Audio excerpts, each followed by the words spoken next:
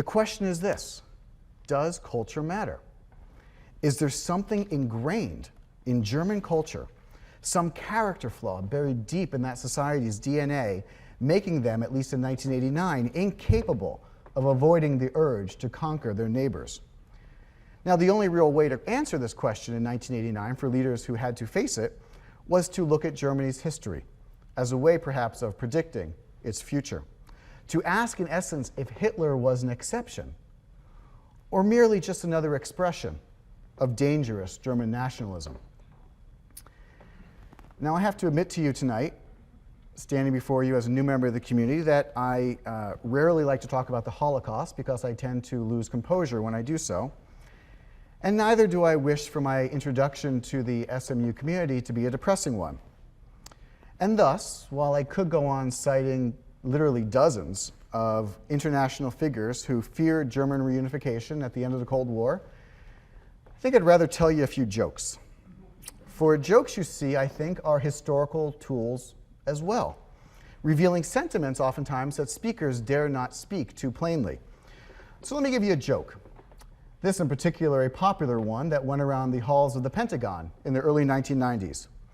Question: what was the French response to German reunification? Answer: they put up speed bumps to slow down the panzers. Now, laughter aside, the message was clear that Germans, history taught, when unbridled, were uncontrollable. No less an icon, in fact, than Johnny Carson of The Tonight Show told viewers in 1989 that, quote, "The Berlin Wall is down. That means that all Germans are now free to go about Europe wherever they want." Hey, wasn't that the problem back in 1939? Now, many of Carson's viewers probably remembered 1939. Younger generations, of course, had no such memories, and thus their historical sensibility, in essence, why they knew the joke was funny, better demonstrates the society's consensus view. So let's look to younger comedians then, such as Saturday Night Live's Dennis Miller, who said, "I view this, German unification, in much the same way I view a possible Dean Martin-Jerry Lewis reconciliation. I never really enjoyed their work, and I'm not sure I need to see any of their new stuff." David Letterman was blunter, no surprise there. German unification, he said, will have three phases. 1, political unification. 2, economic unification. 3, France surrenders. Now, uniting each of these jokes was a dark fear that for Germany, past was prologue.